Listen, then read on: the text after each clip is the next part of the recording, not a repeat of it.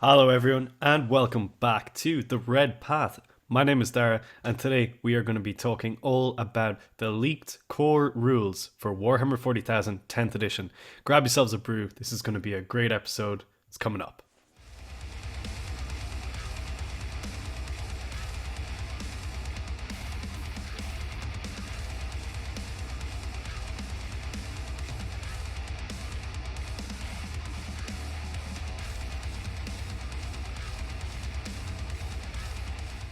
So in today's video, we are going to be talking all about the core rules that leaked earlier this week online all over the place. You know where to find it if you are watching this video already, no doubt. But the 10th edition core rules have essentially been circulated for the most part all around the internet. And we have a pretty good picture about what the new edition is shaping up to look and play like when we combine all this information with the faction focus reviews, so we can infer a lot of interesting things. So we are going to be talking through those leaks today, what I think about them and how they are going to affect world leaders, because there's quite a lot here that is going to change things up for us. We're going to talk through the new phases of the game, and at the end we're going to discuss things like strategic reserves, and we're going to talk a little bit about stratagems as well, which have been previewed. So it's going to be fun. It might be a little bit of a longer video, but there's a lot to be discussed here. So, settle down, grab yourselves a brew, and we're going to dive into this one. First off, we're going to talk about the command phase. That's coming up next. Alright, let's talk about the command phase in 10th edition of Warhammer 40,000. So, how this is going to work now is the command phase is essentially broken up into two significant parts. In the first part of the command phase, both players are going to gain a CP and also use any command phase abilities that they may have access to.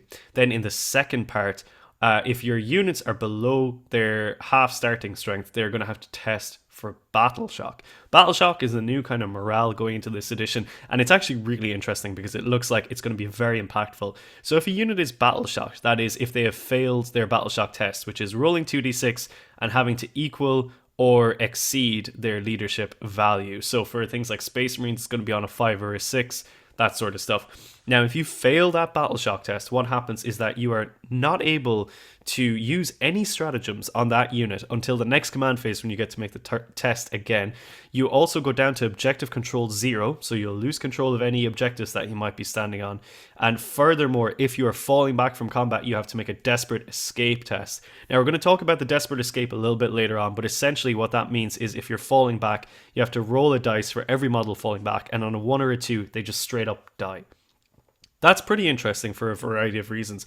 But like most things that we're going to be talking about today, it's in the context of the world leaders, right? So Battle Shock for world leaders is quite interesting because there are some of our unit abilities that are tied to not being battle shocked. But what I think is going to be really interesting is that we might actually see a lot of people bringing more shooting units in order to try and trigger Battle Shock before we have our go turn, before we have our big kind of charging turn. Because if we can Battle Shock units before we charge them, it means we're not going to be vulnerable to Overwatch because they won't be able to use it as a stratagem, or things like counter-offensive or heroic interventions. So those could be quite big changes, and I think if there are units in our book which can induce Battle Shock for one reason or another, we might actually start to really consider them to help boost our output in the combat phase. So I think it's a really interesting thing to consider. It's maybe not the most revolutionary thing out of all these leaks, but let's keep it in mind. So that's the command phase. It's not too complicated. Now, the one thing that I did notice is that because Battle Shock happens at the end of the command phase, other abilities which also happen at the end of the command phase have an interesting interaction there, such as reanimation protocols for Necrons. That's a little bit weird. I don't know exactly how that's going to play out, but hey ho, we don't need to worry about that right now. Anyway, we're going to start talking about the movement phase. That's coming up next. Alright everyone, let's talk about the movement phase. Now, the movement phase has by and large remained the same from what we know and love in 9th edition. However, there are some interesting changes here. One thing that stood out to me straight away is that models can now move through friendly models and units. The caveat to this is that monsters and vehicles cannot pass through other monsters and vehicles, but aside from that, units can freely move through each other. This is really useful for us as it means that we can kind of like not get sort of like traffic jammed a lot of the time. And one thing that is actually quite cool is this brings a new lease of life to things like dreadnoughts and mauler fiends and all those units that often before had problems when they kind of couldn't pass through units and things got a little bit blocked up. It does free up that sort of ability now, which is really, really useful, I think. The other thing that's pretty interesting is that Desperate Escape is this new sort of mechanic when units are falling back. So before, what used to happen in ninth edition is if you fully encircled a unit in combat, they would not be able to fall back unless they used the Desperate Escape stratagem. That is no longer a stratagem. It is now just built in. People will be able to do that if they are surrounded. However, on rolls of 1 or 2, when they're leaving combat, models are going to die. So it's actually a bit easier for models to die now than it used to be. However, it doesn't cost you anything to fall back. So this is a little bit of a nerf to combat units, as it means that you're not going to really be able to wrap and trap anymore. Like, people are going to have the option to fall back, which hurts us a little bit. Now, it is a bit of a decision. You could potentially lose guys. How relevant that's going to be remains to be seen, especially with changes to things like big guns now retire. I'm going to talk about that in a little bit. But also with how things have changed in terms of piling in and consolidating, it's actually even going to be really difficult to get that situation off in the first place. So overall, a little bit of a nerf to us there. It kind of cuts down the amount of ways that we can keep ourselves safe following the combat phase, and it's something that we're going to have to get used to. Another thing that I think we're really going to have to get used to is Overwatch happening potentially in the movement phase. How this works is that when one of your units finishes a move, if it is within 24 inches of an enemy unit, they can choose to fire Overwatch at you now, which is going to absolutely suck a lot of the time. You're going to have to be careful about moving things around the place, and for world leaders that's going to suck because a lot of the time we are going to be wanting to end closer than 24 inches from our opponents so that we can charge them. How Overwatch is going to work with this new CP economy, it remains to be seen if it's going to be very expensive or not. I think it might be. However, it is a little bit hurtful to have this sprinkled in here. But hey, Berserkers with Blood Surge may get an extra move from it. Who knows? Regardless, two kind of things here which are little bits of nerfs to combat armies, so it does kind of hurt us, and it kind of stacks up with a lot of other nerfs to combat armies overall for a little bit of a feels bad. But hey, we're going to have to get used to it. You're just going to have to kind of think about the fact that Overwatch can happen in the movement phase now. It'll be in the back of your minds, but hey, we're going to get used to it, of course. Anyway, the shooting phase, which is largely unchanged, that's coming up next. Alright, let's talk about the shooting phase. Now, the shooting phase of the game, again, is not very different to what we know and love currently. Not that World Leader players love the shooting phase very much, but hey, here we are, I guess. Anyway, the big change to shooting is the rules for big guns never tire, which were formerly the ability for vehicles and monsters to be able to shoot in combat. Now that condition still remains. However, vehicles and monsters can now shoot out of combat as well. Not only that, vehicles and monsters can be shot if they are in combat by units that are not in combat. So basically, units can shoot into combat if they're shooting at a monster or vehicle. This kind of weirdly ends up being doubly bad for world leaders and other combat armies for several reasons. First of all, what it means is if we wrap and tag a tank gunline, for example, it's not really going to matter. They're just going to shoot out of combat into whatever they want. It's essentially the turret rule for every monster and vehicle. So that kind of sucks. Not only that, if we have big boy units like Angron or Mauler Fiends, getting them tagged into combat is not going to be a safe thing for them because they'll just be able to be shot as normal. So this kind of sucks for two reasons. So again, here's another little sprinkling of a combat nerf because why the hell not? Combat needed to be taken down a peg, right? Yeah, I can't say I'm a fan of this. It's a sort of like an arbitrary change, which I don't really see there being a need for. But hey, it's there, and I guess we're going to have to get used to it. It's not that there's no sort of positive outcome if you do tag these vehicles as well, because they will be shooting at a -1, so you might as well do it if you can. But still, it just feels a little bit unnecessary, and I can't say that I'm a fan of this change. Aside from that, there's a whole host of new rules for how ranged weapons like rapid fire and heavy and assault work. We're not going to dive into that because there is an awful lot of them to go through and they're not very pertinent for world leader players, and most of you probably already know what they do from the previews anyway. We might do another video at some point about the deadliest combinations of weapon types to have mixed together, but we're not going to do that right now. What we're going to do next is we're going to go to one of our favorite phases of the game and see how that has changed. That is the charging phase. It is coming up next. Alright, let's talk about the charging phase. We have seen some really big changes here in charging.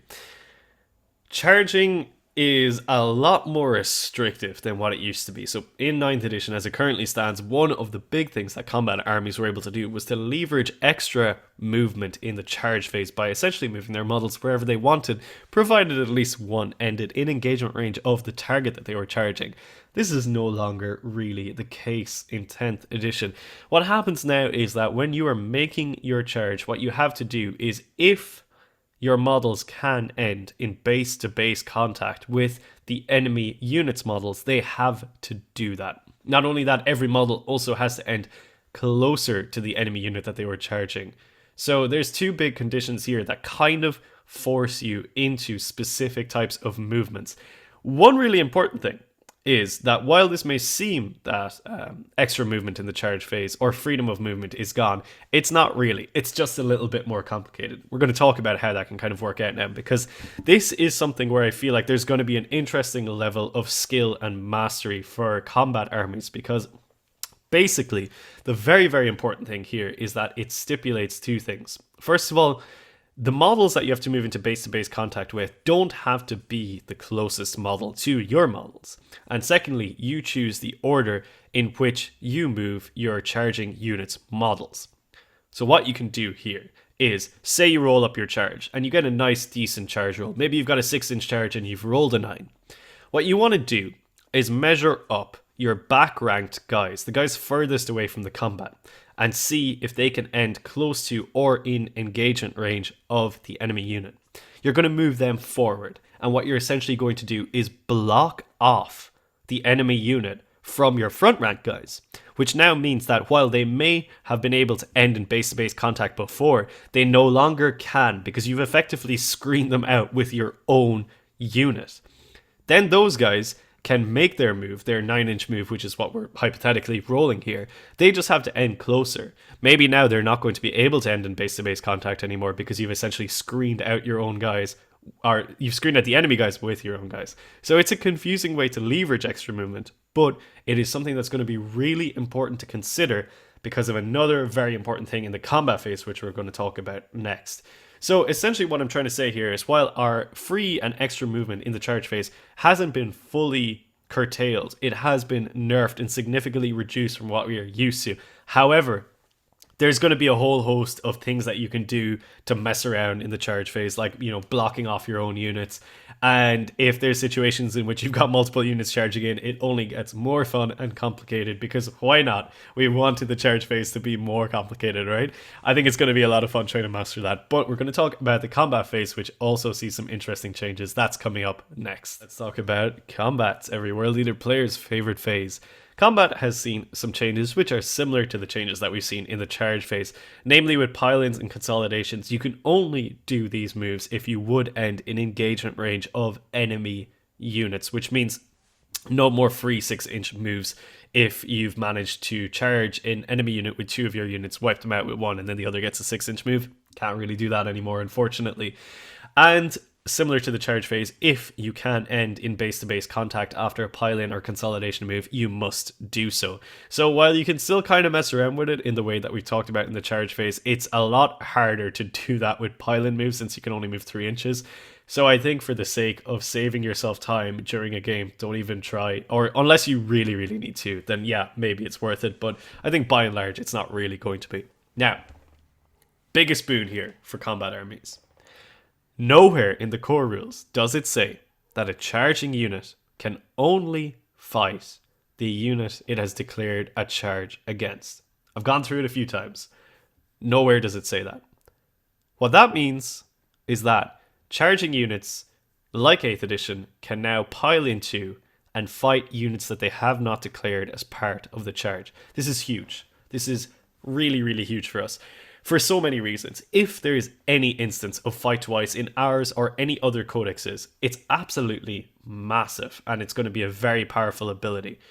Furthermore, though, if you are charging an enemy unit with multiple units of your own and there is another unit nearby which you can end within 3 inches of, you will be able to pile into that unit and also still fight them. It's massive. I think Obviously, it's a little bit like less good because Overwatch can be targeted at anyone. Like, it doesn't have to be the unit that's being charged does the Overwatch. Anyone can do it now, so it kind of comes out a little bit in the wash. But this is a very, very big boon to combat armies because if you can leverage that extra movement that we were talking about in the charge phase and reach to units that were further back, that were too risky to make a charge move, you're effectively going to be able to hit units that were 3 inches further away than you had anticipated hitting in the first place. This is very, very big, and I think as time goes on and people understand the power of this, as they get their heads around it, as they start to master it, it's going to be a very important lifeline for combat armies, and I'm really looking forward to trying out this kind of mechanic, this sort of interaction, because I used to use it a lot in 8th edition. Now getting to use it again, I'm very, very excited, and people who've only joined since 9th edition, it's going to be this whole thing that they're going to have to get their heads around. But trust me when I say it's a massive boon to combat armies to be able to fight units that you haven't just charged with, especially for world leaders where we typically tend to be charging an awful lot of our units into an awful lot of enemy units at a given point in time. It's going to come up a lot and it's going to be very, very beneficial to us. Consolidating then is largely the same to piling in. You can only do so if you would end in engagement range. However, one very important caveat is that you have the option of consolidating towards an objective marker, provided you would end in range of that objective marker as well, if there are no enemy units that you can consolidate into. So that's a nice little bit of technical play, which I think we're really going to see shine with our Khorne Berserkers, who I envision are going to be doing an awful lot of play around objectives in 10th edition. So not all bad in the combat phase. In fact, I would say bittersweet. Some positives, some negatives. We lose our ability to move around like crazy, but we gain an ability to fight units that we have not charged, which kind of allows us to have more reach, which is really good. Anyway, that's the charge phase. We are going to move on to sort of additional rules now, like reserves and all these other kind of funny new things that are cropping up. That's coming up next. All right, let's talk about additional rules that have leaked for 10th edition. So these are things like Strat Reserve and universal special rules and other things like that. So Strat Reserve, first of all, pretty cool. We see a lot of things here that are similar to Arcs of Omen, which is good in some ways, I think, because I use a lot of Strat Reserves. And there's going to be some ways that I think this is going to be really exploitable in 10th edition, but we'll talk about that in a little bit. Anyway, Strat Reserves function in that 25% of your army, so 500 points for us in 2,000 point games, can be put in Strat Reserve just for free, no CP cost, which is cool. And how it works now is that in turn 2, they can come on from 6 inches from any board edge, provided they are not in the enemy deployment zone. So that's a little bit different. And then from turn 3, they can come on from any board edge whatsoever. So a little bit of a change there. Note that you cannot come on into close combat from your own board edge anymore, which is a little bit sad. But, you know, it was a niche case when it came up. There are also things like Deep Strike, which, you know, remains largely the same, and other ways of coming in from reserve. But I think that with the new stratagem Rapid Ingress, we are going to see an awful lot of units in Strat Reserve. And we're going to talk about Rapid Ingress and why it is so powerful in a little while. But there are some other interesting USRs and things like that in this section. There is something that I'm particularly interested in, which is called Scout X. How Scout X functions is that X is usually a number. So in this case, let's call it Scout 6. And any unit with Scout 6 will be able to make a pregame move of 6 inches. So this is similar to what Invocatus has right now. He would be considered to have Scout 12, I think it is that he moves. I don't use Invocatus, so I'm not entirely sure. But the interesting thing about scout moves is that if they are embarked in a dedicated transport and there are no other units in there that are not scouts, that dedicated transport can also make that pre-game move. This is going to be really scary for some armies that have scouts. I already envision Eldar massively abusing this. However, for the world leaders, I think one thing that is going to be really, really cool is if any of our units get scout and can go inside rhinos or termite drills, because this would mean that we will be able to get pre-game moving drills or pre-game rhinos. Now, note that it is dedicated transports. And the Land Raider is a heavy support, so if Scout goes on 8 bounds, they will not be able to pre-game move a Land Raider, unfortunately. But, you know, hey, you can't win them all. I'm really interested to see what units get Scout, because it seems like an incredibly powerful ability. So big hype for that one. There are other things like Infiltrate and all that good stuff that you would expect, and they are by and large the same. One thing that is mentioned here is Leader, which is the kind of name that's given to HK units that can join into units. One thing that I'm kind of bummed out about and a little bit annoyed is that we're not going to really have a lot of good leader options in our book, mainly because like we have Juggernaut Lords, we have Invocatus, we have Angron. None of these can attach to any sensible unit in our codex right now. So really the only leaders I can see the world leaders having are the Master of Executions, which is maybe interesting, and Khorne, which I'm sure will not be very good because he's going to be killing our own guys. So that all that kind of stuff is there. It's interesting, but I don't think it's particularly pertinent for the world leaders. Scout is going to be the one to look out for. Anything with Scout in our book is going to be really powerful. So very hyped to see about that. What we're going to finish up by talking about now, and we're going to spend a little bit more time here, is the new core stratagems, which are available to everyone because there is a lot of power in these. That's going to be coming up next. All right, let us begin speaking about the new core stratagems. So there's quite a few here. Some of them have remained the same. Some of them have the same names but have changed slightly, and some are brand new.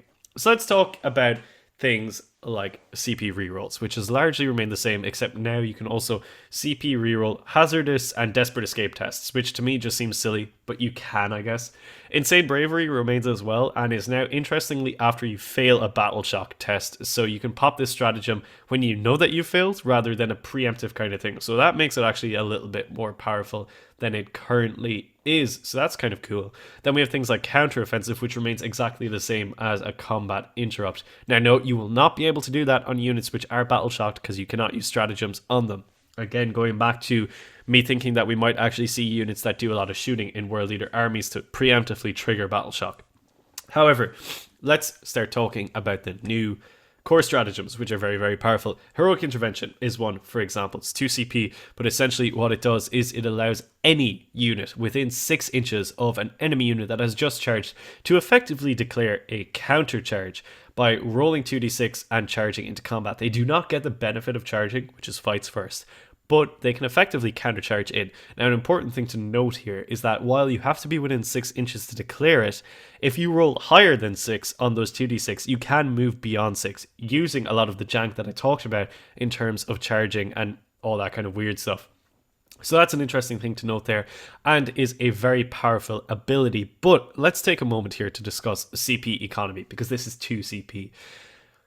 When you're only going to be gaining CP 1 per player command phase, and you're not starting the game on any, 2 CP is very, very expensive. You're not actually going to be able to do this until you're getting your second command phase up and going. So 2 CP is going to feel like a 3 or 4 CP spend in our current kind of line of thinking, and a 1 CP is kind of going to feel like 2 CP. So while this is very, very powerful, and there are other very powerful stratagems in here, the way that the CP economy is going to work is drastically different to what we are used to, especially when you consider there are detachment stratagems as well, which promise to be quite good too. So we're really going to have to make sure that we are making the right decision when we spend on these stratagems, which I think is a good thing for everyone. However, let's move on to some other stuff. So we have new stratagems like grenades. Grenades is very fun, where you get to roll a whole bunch of dice, and on 4s you get to do mortal wounds. So effectively this only works for grenade units, and you have to do it within 8 inches. So while this is kind of a cute ability, I don't think we're actually going to see it used that much, because it does cost you a CP, and like I said, there's probably going to be more important things to spend on. Now, in a similar vein, we have the new tank shock, which is also really cool. Effectively what that lets you do is you pick a vehicle model that has just finished charging, and you pick one of their combat weapons. So let's say, for example, you've got a dreadnought and you pick his close combat weapon, which might be something like strength 14. So you get to roll 14 dice, and you get an extra 2 dice if your strength exceeds the target's toughness. And on 5s, you will do 1 mortal wound. This caps out at 6. So this is really cool. For some units, it's just a free way of spitting out 6 mortal wounds. And again, it costs you a CP. So what I have to wonder about here is that while the intention is clearly for things like land raiders ramming into, infantry units, and I'm here for that, are you really going to want to be doing 6 mortal wounds for things like dreadnoughts when they're probably killing their target anyway? I don't know.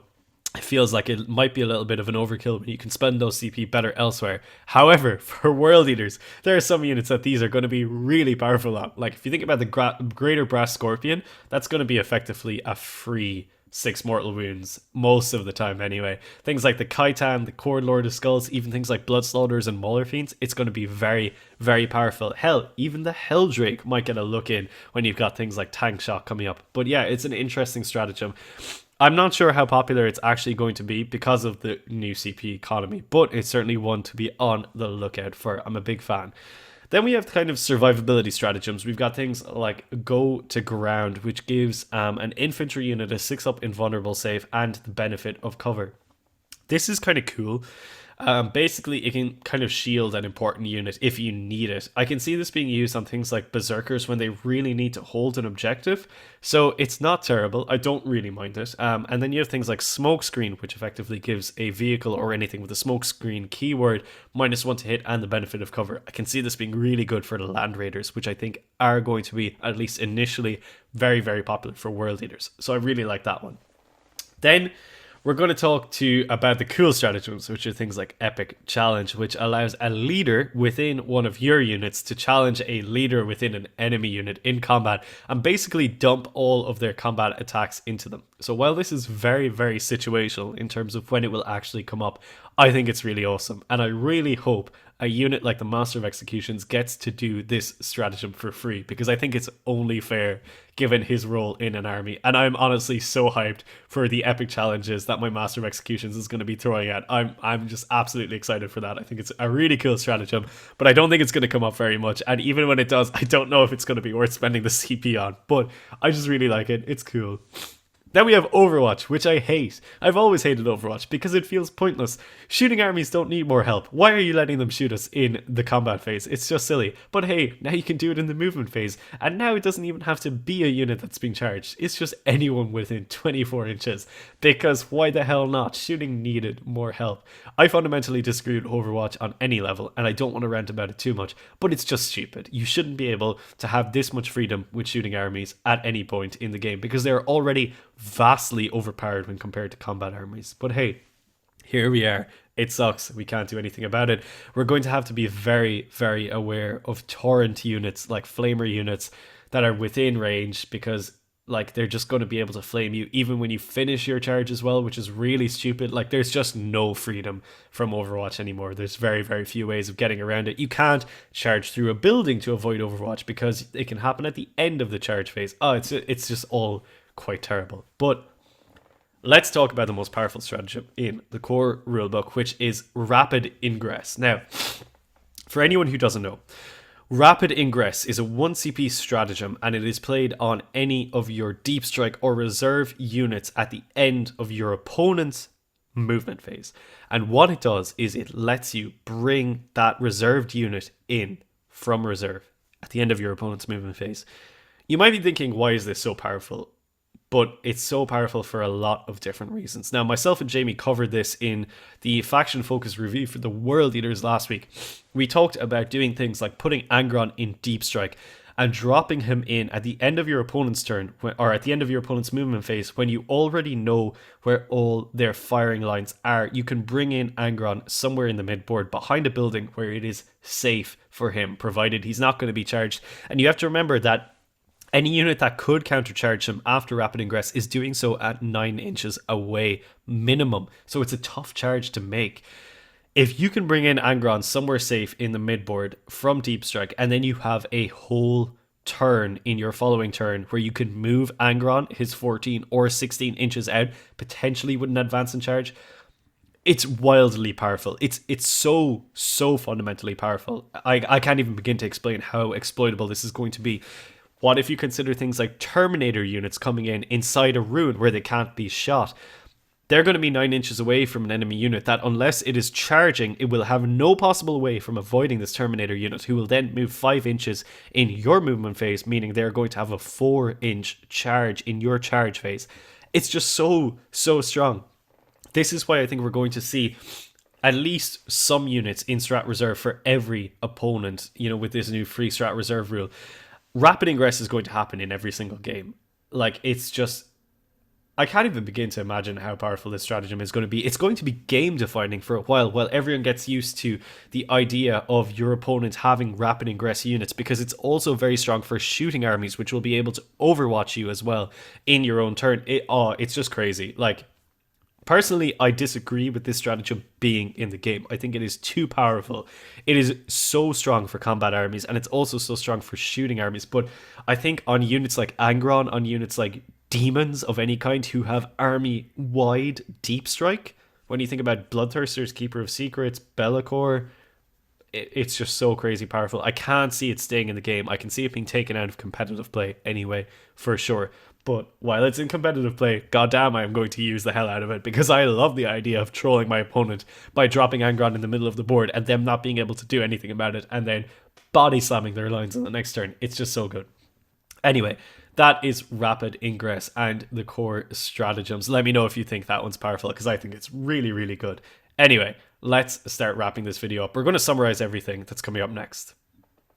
Alright, so that is the leaked core rules for 10th edition and my opinions on them. So I think there's a lot of things here that are soft nerfs to combat armies, and the way it's shaping up, I think it's going to be a very good addition for gun lines, unfortunately. So we are going to have to once again improvise, adapt, and overcome, as is the way of every good World Leaders player. It's going to be a fun new challenge, and there are new things that we're going to have to skill up for and learn. I'm very excited to use some of these new core stratagems as well, which bring a lot of interesting power and dynamism onto the table. But overall, I think I'm still quite excited for this edition. I'm going to be reading through the core rules again a bunch of times to make sure I didn't miss anything, and there is a whole lot to be taken from it, but I don't want this video to go on for hours and hours. But let me know if you're excited about 10th edition as well, what you think of these core rule leaks, if there's anything that I might have missed that might be really important. Are you looking forward to things like Rapid Ingress, Angron, and a host of other really cool strategies that are going to be born from all these new rules? Either way, let me know in the comments down below. Drop the video a like if you have enjoyed what you have seen. And as always, join us on the Discord, where there's constant chat going on all the time. We also have a Patreon, we've got Twitch, we've got Spotify. It's all out there. The links are all in the video descriptions below, and I know it's annoying to say this, but please, it really helps out the channel when you support us in these ways. Anyway, it's been a real fun time making this video for you all, folks, and I hope you've enjoyed my thoughts on it. I think things are looking good for World Leaders. I would still put them in the top 5 of all the factions that we've seen so far. Even considering all these core rules, I think they're going to be in a fantastic place at the start of 9th edition, and I'm really looking forward to getting into them, and possibly maybe even a new army as well. But hey, more on that in another video. Until the next one though, folks, you stay healthy, stay safe, and kill, maim, burn.